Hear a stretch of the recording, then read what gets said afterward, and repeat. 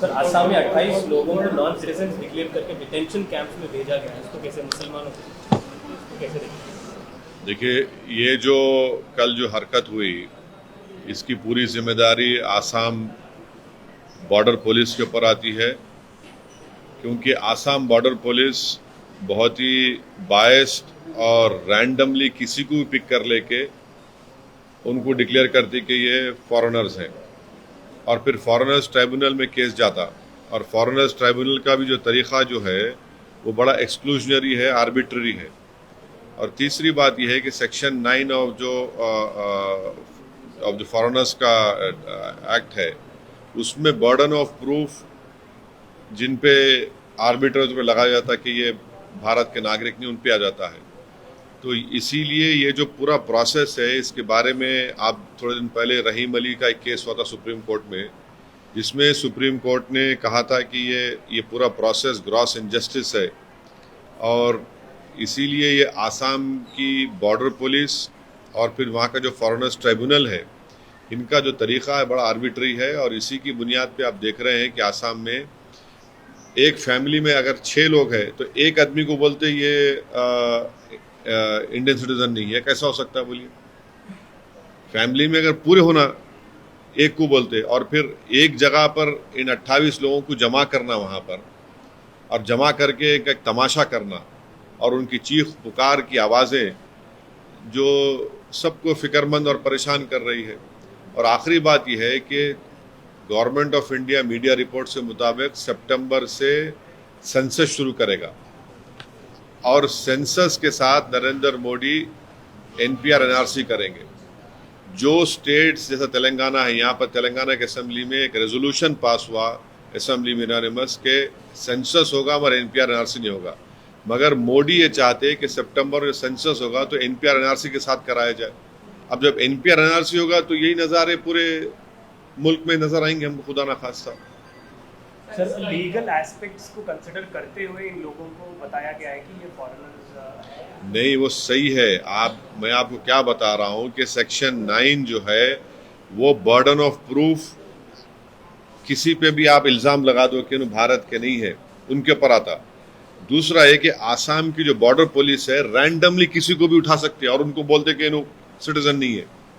और फिर 2017 में यही ट्राइब्यूनल के मेंबर्स को रिन्यू नहीं करे, गवर्नमेंट वो जवाब दाखिल करिए बोल करके वो लोग काम सही नहीं कर रहे। काम सही नहीं कर रहे का मतलब क्या है कि ज़्यादा लोगों को आप लोग डिक्लेयर नहीं कर रहे कि ये इंडियन सिटीजन नहीं है।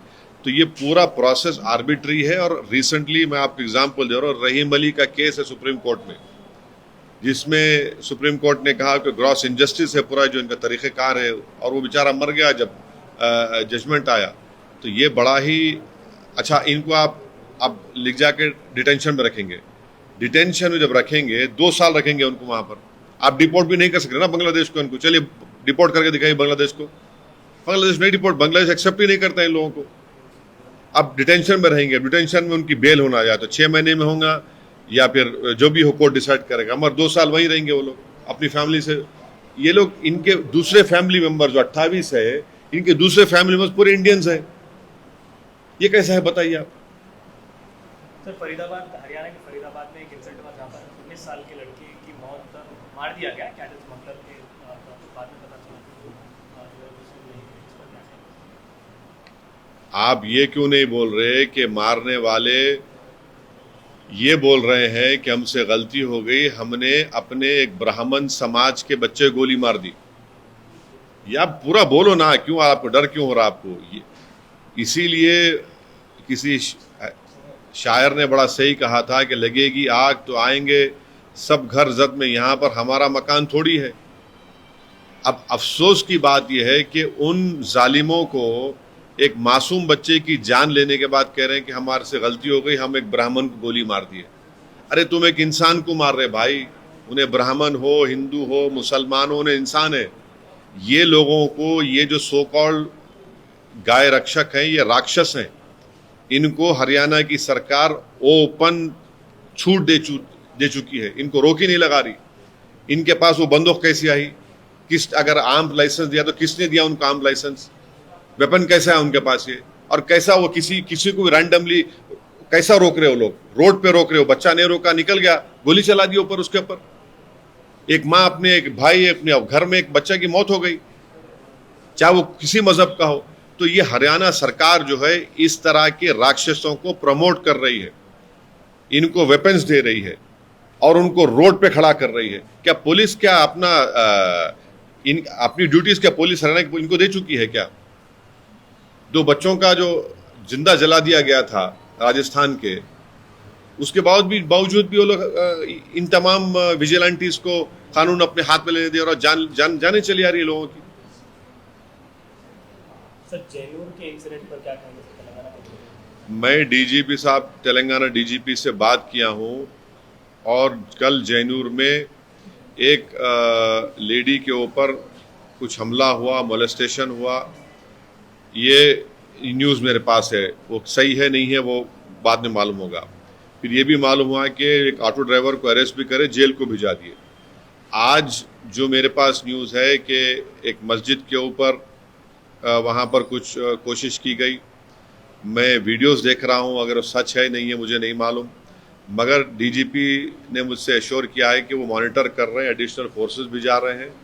हम अमन की अपील कर रहे हैं, हम तेलंगाना की सरकार से अपील कर रहे हैं कि किसी को भी कानून अपने हाथ में लेने की इजाज़त नहीं देनी चाहिए और जो भी वायलेंस में इंडल्ज कर रहा है उनको पूरों को पकड़ने की ज़रूरत है।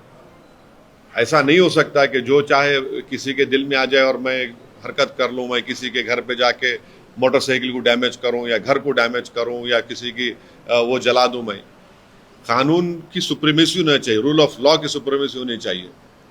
ऐसा नहीं हो सकता कि कोई मॉब आए और जो चाहे मनमानी कर ले।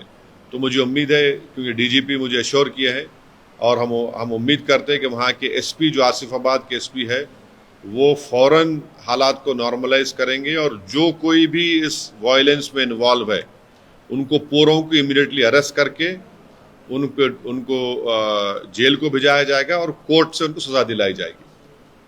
सर